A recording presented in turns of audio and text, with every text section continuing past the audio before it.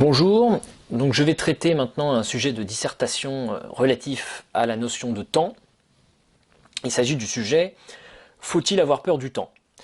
Donc, comme vous le constatez, il s'agit d'un sujet de dissertation qui porte sur la notion de temps, ou plus spécifiquement sur une émotion, la peur, que le temps provoque en nous. Autrement dit, il est question ici du temps subjectif, du temps de la conscience, et non pas du temps objectif, du temps physique. Commençons donc par une introduction. Le temps apparaît comme une dimension essentielle de l'expérience humaine, de l'existence humaine. En effet, notre existence se déploie nécessairement de façon temporelle, comme une succession d'instants vécus. Nous avons conscience de cette temporalité. En effet, à chaque instant, j'ai conscience de moi-même à l'instant présent, et en même temps, j'ai conscience des instants passés, à partir desquels je peux me projeter vers l'avenir, je peux anticiper à chaque instant mes possibilités futures. Chaque choix que je vais faire, en quelque sorte, va me permettre de dépasser la condition, la situation dans laquelle j'étais actuellement. C'est dans ce cours du temps que nous pouvons exercer notre liberté, que nous pouvons en quelque sorte nous dépasser, changer. Mais le problème, c'est que cette condition temporelle qui s'impose à nous, eh bien, elle peut se révéler pesante, voire effrayante. Le passage inexorable, irréversible du temps qui s'impose à nous, sans que nous puissions jamais l'arrêter, c'est comme ça, on ne peut y échapper, eh bien, ça peut être une source d'angoisse, une source d'inquiétude. Et ça peut parfois aussi nous donner l'impression que notre propre vie nous échappe, que nous ne la contrôlons pas, nous ne contrôlons pas le cours de notre vie. En fait, quand on y songe, cette dimension temporelle de notre existence, elle nous ramène à notre propre finitude. C'est-à-dire le fait que notre existence est limitée dans le temps. Nous savons qu'au bout d'un moment, cette existence va prendre fin. Nous savons qu'à un moment ou à l'autre, eh bien, nous allons mourir. Chaque moment de notre vie nous rapproche un peu plus de cette mort. Donc, à partir de là, on peut formuler un petit peu le problème suivant, l'enjeu suivant, c'est, étant donné que cette condition temporelle s'impose à nous, que nous ne pouvons pas y échapper et qu'elle nous mène à notre propre mort, eh bien on peut se poser la question suivante, n'est-il pas en quelque sorte inévitable de prendre crainte face à ce passage du temps, ou bien est-ce qu'on ne peut pas voir là, dans cette réaction de peur, est-ce qu'on ne peut pas y voir une réaction irrationnelle, une réaction complètement absurde, puisque en même temps, évidemment, on ne peut pas y échapper. Donc c'est un petit peu ça le débat que pose ce sujet. Est-ce que c'est pas inévitable d'avoir peur du temps, ou est-ce que ce n'est pas quelque chose de purement irrationnel? On traitera donc ce sujet en trois parties. Eh bien, dans un premier temps, nous verrons qu'avoir peur du temps, ça peut apparaître comme une attitude complètement vaine, complètement absurde. Puis, dans un second temps, nous verrons qu'il est difficile de ne pas craindre le temps. Et enfin, on verra que le passage inexorable du temps est certes pour nous une contrainte, mais une contrainte qui nous impose de réfléchir au sens de notre vie et à nos choix. En première partie, avoir peur du temps apparaît comme une attitude vaine et absurde. Première chose ici, ce qu'il faut faire, c'est définir un petit peu ce que c'est que la peur. C'est un petit peu le point de départ, puisque si on veut dire que la peur du temps c'est absurde, il faut dire qu'est-ce que c'est que la peur? Donc la peur, c'est une réaction émotionnelle. C'est celle que nous éprouvons face à un danger. Lorsqu'une menace apparaît, lorsqu'une menace se profile, la peur, c'est cette réaction qui nous incite à adopter un comportement adapté face au danger, donc notamment à fuir. C'est sans doute la première chose à faire face à un camion qui vous fonce dessus ou un animal sauvage qui s'apprête à vous mordre. Mais une telle attitude, elle apparaît en fait complètement inappropriée face au temps. Ce dernier, c'est pas un danger qui menace d'apparaître à tel ou tel moment. En fait, quand on y réfléchit, le temps lui-même n'apparaît jamais. C'est pas un phénomène lui-même. Ça, c'est notamment ce que souligne Kant dans la critique de la raison pure. Kant nous dit que le temps lui-même n'est pas un phénomène, ce n'est pas quelque chose qui apparaît à la conscience, comme pourrait l'être le camion qui vous fonce dessus dans la rue ou le chien enragé. Le temps, c'est la condition à laquelle, à laquelle les phénomènes peuvent nous apparaître. Qu'est-ce que veut dire Kant? Ça veut dire que le temps, c'est la condition de notre expérience consciente. C'est-à-dire que dans notre expérience consciente, il y a des choses qui nous apparaissent, et ces choses nous apparaissent de façon temporelle, c'est-à-dire soit de façon simultanée ou de façon successive. Donc ce que nous dit Kant, c'est que le temps, c'est d'abord une modalité de notre conscience, ce n'est pas une réalité extérieure à notre conscience. Et donc en ce sens-là, avoir peur d'une dimension de notre propre expérience, ça paraît un peu bizarre, voilà, ça paraît un peu absurde. Et en fait, nous ne pouvons jamais échapper au temps de la même façon que nous pourrions échapper à un danger. Voilà, un danger, encore une fois, le camion qui vous fonce dessus, vous reculez, et puis vous ne vous ferez pas écraser. Et la bête sauvage, bon, eh bien, soit vous vous munissez d'un fusil, ou vous courez. Bon, mais en tout cas, vous pouvez y échapper. Ce n'est pas le cas du temps, le temps s'imposera à vous, quoi qu'il arrive. Donc on a vu que le temps n'est pas un danger ordinaire, c'est pas une chose, c'est pas un phénomène qui apparaît et qu'on pourrait chercher à éviter ou à combattre.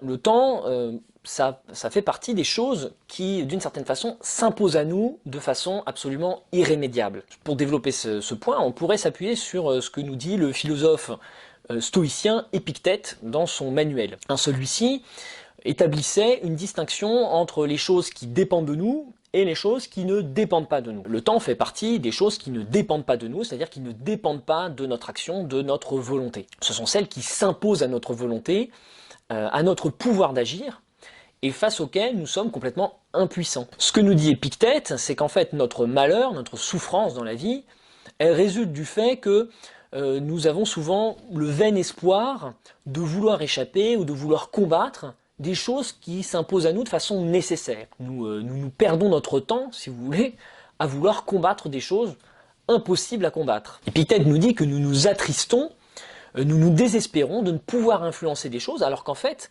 nous devrions nous rendre compte qu'elles sont complètement hors d'atteinte. Selon Épictète, je cite, « Les choses qui ne dépendent pas de nous ne sont ni à désirer ni à craindre. En effet, nous n'avons aucune influence sur elles. Il est donc complètement inutile de vouloir chercher à se troubler l'esprit avec ces choses-là. » Et donc, pour Épictète, d'une certaine façon, il faut accepter la fatalité et nous préoccuper uniquement des choses qui dépendent vraiment de nous. Alors, de quoi s'agit-il? Eh bien, il mentionne notamment l'opinion, la volonté, le désir, l'aversion, en un mot, tout ce qui est notre œuvre. En résumé, nous ne pouvons pas contrôler le cours des événements du monde, qui est indépendant de nous, mais nous pouvons contrôler nos réactions émotionnelles face à ces changements qui s'opèrent dans la réalité. Donc je ne peux pas modifier le cours du temps, par exemple je ne vais pas empêcher mon vieillissement, comme ça, je vais avoir les cheveux blancs progressivement, je vais avoir des rides, je vais peut-être tomber malade, etc. Je ne peux pas changer ça. Je ne peux pas revivre des moments passés, voilà, c'est fini, je ne reviendrai jamais dessus. En revanche, je peux exercer sur moi-même une forme de discipline, notamment sur mes états d'esprit, afin d'éviter de me laisser envahir par l'angoisse et la peur. Au fond, ce qu'on pourrait dire, pour faire un dernier point dans cette première partie, c'est que l'angoisse face au passage du temps, en fin de compte, elle découle d'une autre peur qui est peut-être un peu plus profonde, qui touche en fait beaucoup de gens d'une certaine façon, c'est la peur de la mort. En effet, s'angoisser face au temps, c'est sentir que notre propre vie s'écoule, sans qu'on puisse rien y faire, nous conduisant inexorablement jusqu'à la fin de notre vie. Et la mort, qu'est-ce que c'est? C'est le terme final de toutes nos possibilités. Là, on ne pourra plus rien choisir, ce sera fini. C'est la fin de tous nos désirs, tous nos espoirs. Et d'une certaine façon, nous craignons un petit peu d'atteindre ce terme, sans avoir pu accomplir tous nos projets, d'avoir pu réaliser tous nos désirs. Et aussi parce que nous ne savons pas vraiment ce que cette mort nous réserve. Et toutefois, selon Épicure, donc un autre philosophe grec, ainsi qu'il l'expose dans sa lettre à Ménécée, la crainte de la mort est absurde. Ce que nous dit Épicure, c'est que la mort en elle-même n'est pas un mal. En effet, pour Épicure, un mal, c'est forcément quelque chose qui est lié à la douleur, qui est lié à une souffrance. D'abord une souffrance physique, éventuellement une souffrance psychologique. Mais donc les seuls véritables maux ce sont ceux que nous indiquent nos sensations. Ce sont nos sensations qui nous permettent de dire qu'une chose est bonne ou mauvaise. Or, la mort, eh bien, c'est justement l'arrêt de toutes nos sensations. Nous ne ressentirons plus rien lorsque nous serons morts. Je peux citer Épicure sur ce point. Épicure nous dit « La mort n'est rien pour nous, puisqu'il n'y a de bien et de mal que dans la sensation, et la mort est absence de sensation. » Ce que nous dit donc Épicure, c'est qu'il n'y a en fait de souffrance que durant la vie. Et comme il le dit également, lorsque nous existons, la mort n'est pas là, et lorsque la mort est là, nous n'existons pas. Ainsi, au lieu de nous angoisser face au passage du temps, dans la crainte de la mort qui se profile, nous ferions mieux de profiter de la vie actuelle, sans se soucier en fait de ce passage du temps, et plutôt essayer de profiter de l'instant présent. C'est ce qu'un autre, un épicurien, donc le poète Horace, qui était un petit peu inspiré d'Épicure, a résumé par la célèbre phrase Carpe diem, cueille le jour, donc profite de la vie au jour le jour, au lieu de te préoccuper voilà, du passage du temps auquel tu n'échapperas pas. Donc le philosophe nous encourage à tourner notre attention vers notre vie présente, à nous centrer sur nos sensations actuelles, plutôt qu'à nous préoccuper d'un futur complètement incertain. Et là, la question qu'on peut se poser, qui va nous amener vers notre deuxième partie, c'est est-ce qu'il est seulement possible de parvenir à une telle quiétude? Nous allons aborder maintenant notre deuxième partie, le fait qu'il semble impossible pour nous de nous empêcher de craindre ce passage du temps. Alors, nous avons étudié l'injonction des philosophes grecs, des philosophes hellénistiques, à faire abstraction du temps et à exercer une forme de contrôle sur nous-mêmes, contrôle de nos états d'esprit pour nous détacher, prendre distance vis-à-vis de cette crainte un petit peu absurde du passage du temps. Mais en fait, ce qu'on pourrait leur répondre, c'est que la temporalité étant inhérente à la condition humaine, il apparaît difficile de ne pas se questionner à son sujet au point de s'en angoisser. Pour saint Augustin, le temps, c'est un aspect de la condition des êtres créés, par opposition à Dieu, le Créateur. Selon Augustin, Dieu lui-même est complètement séparé du temps, qui passe, étant lui-même éternel et transcendant, c'est-à-dire complètement séparé du monde, et le temps étant lui-même une propriété du monde créé. Le temps concerne toutes ces créatures qui sont prises dans le devenir. Et donc nous ne pouvons pas échapper au temps en tant que créature, en tant qu'être créé. Mais en même temps, ce que dit Augustin, c'est qu'il est difficile de comprendre ce qu'est le temps. Augustin se formule le problème suivant. Qu'est-ce donc que le temps? Si personne ne m'interroge, je le sais. Si je veux répondre à cette demande, je l'ignore. Voilà, on a tous une compréhension un petit peu intuitive de ce qu'est le temps, mais dès qu'on se met à s'interroger un peu plus précisément sur ce qu'il est, là, ça devient une sorte de mystère, on se retrouve un petit peu paralysé pour chercher à le définir. Nous sentons bien le passage du temps, car nous percevons les changements autour de nous, et en même temps nous percevons également la succession de nos états de conscience. Pourtant, il nous est toujours difficile de déterminer quel est exactement l'être du temps. En effet, aucun des modes du temps, souligne saint Augustin, ne semble exister véritablement. Le passé n'est plus, voilà, ce qui est passé c'est fini, ça a disparu, donc ça n'existe plus. Le futur n'est pas encore, donc on ne peut pas vraiment non plus dire qu'il existe. Le présent ne semble n'avoir aucune durée, il n'est qu'une forme de transition entre le passé et le futur. L'énigme du temps se pose ainsi pour tout être mortel, conscient de lui-même, condamné dans la perspective augustinienne à subir le calvaire de l'existence terrestre, sans savoir si son âme sera sauvée ou damnée. Donc notre condition d'être conscient de lui-même et du temps qui s'écoule inexorablement, d'une certaine façon, ne peut nous manquer de nous plonger dans la souffrance. C'est notamment ce que soutient Arthur Schopenhauer dans son ouvrage Le monde comme volonté et comme représentation. Il déclare en ce sens que la vie humaine est la plus douloureuse des formes de vie. Selon Schopenhauer, tout être, quel qu'il soit, est animé par ce qu'il appelle le vouloir vivre. C'est une forme de désir aveugle et universel de se maintenir dans l'existence, de consommer, de jouir.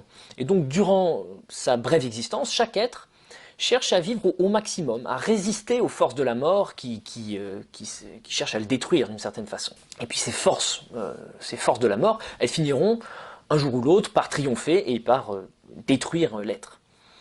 Mais ce vouloir vivre il est toujours en même temps une souffrance, selon Schopenhauer, car il est toujours vécu comme une tension, comme un manque. Et c'est la condition commune de tous les organismes.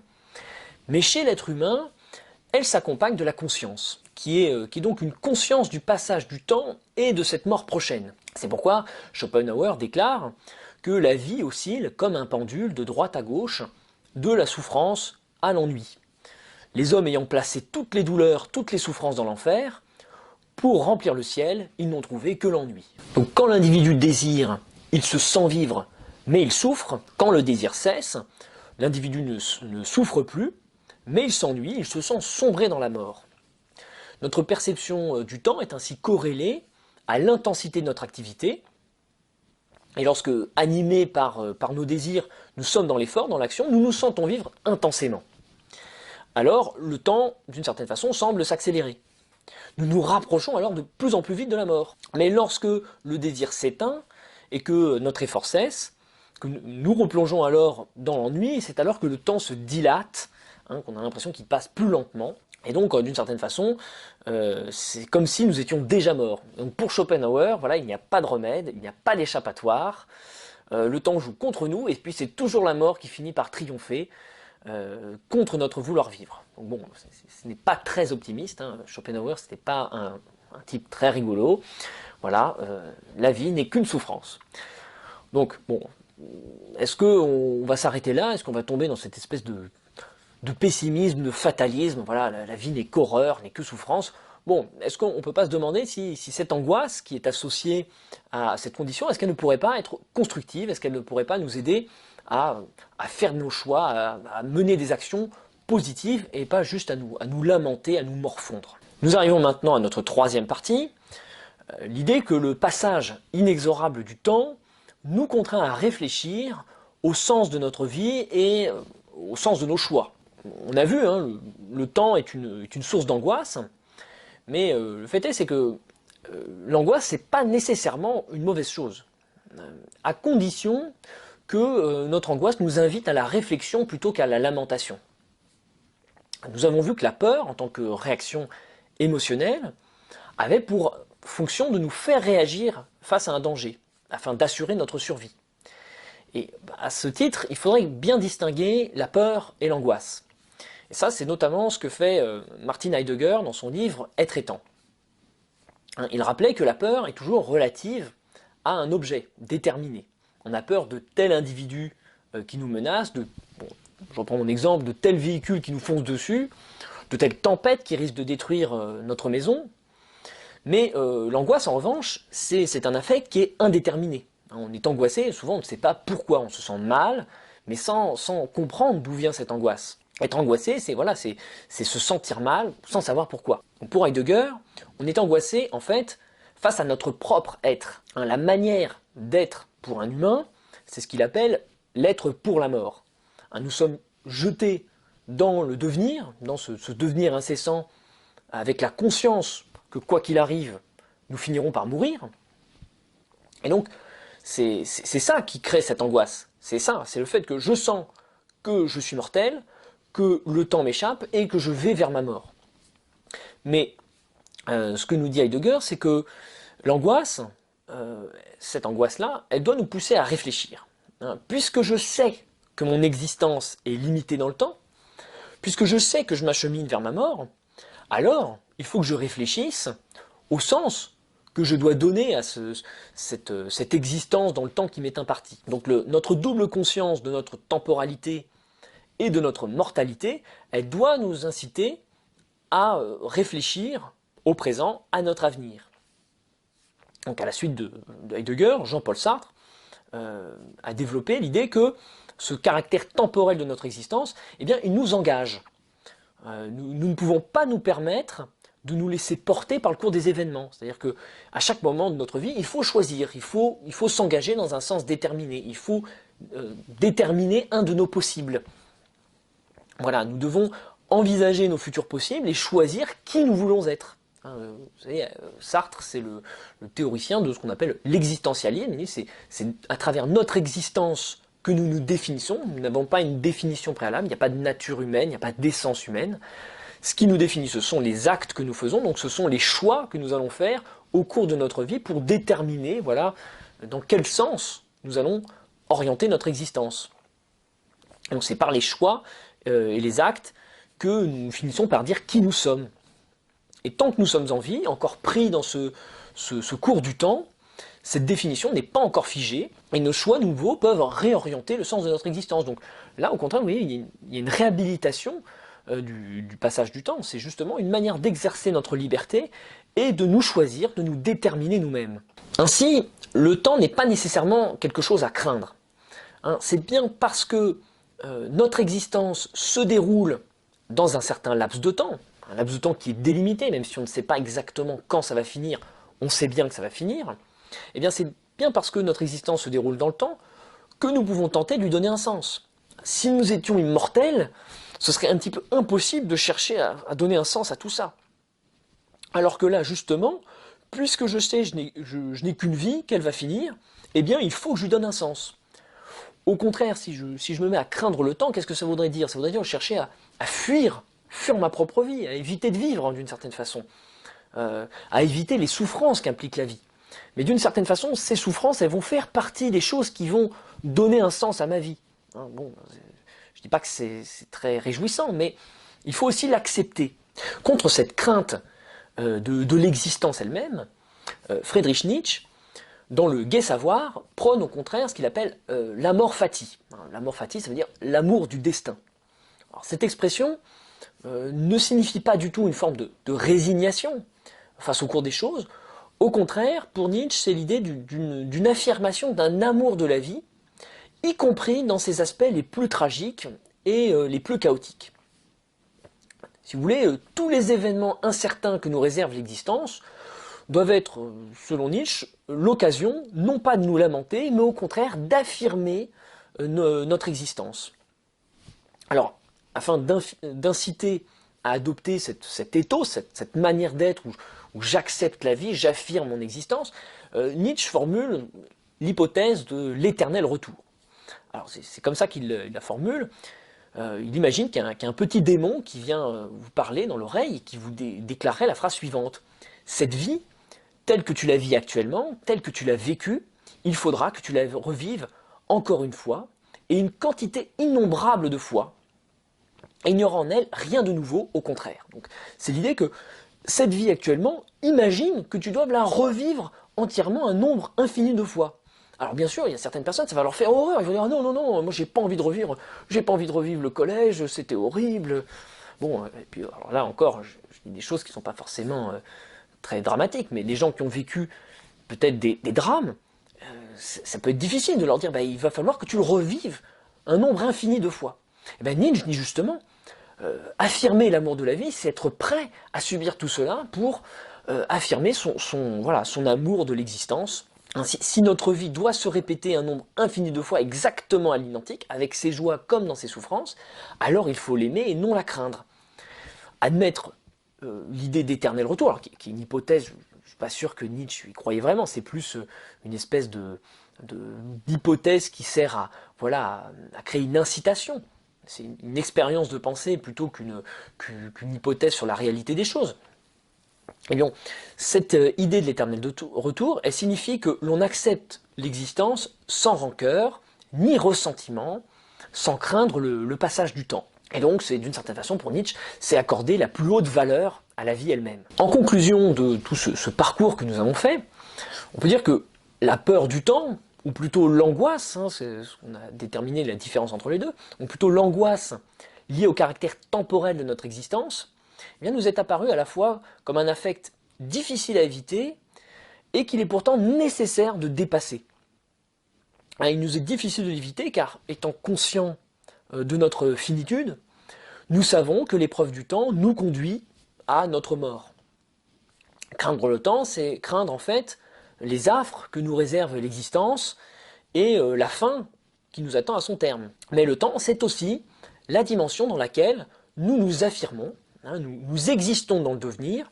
Ça veut dire que nous ne sommes pas des êtres figés, mais au contraire, nous pouvons sans cesse nous redéfinir au cours de notre vie, et c'est en ce sens-là qu'il faudrait, d'une certaine façon, aimer cette existence, même dans ses aspects les plus difficiles. Eh bien, je suis arrivé au terme de mon parcours, Donc je vous remercie d'avoir suivi cette dissertation.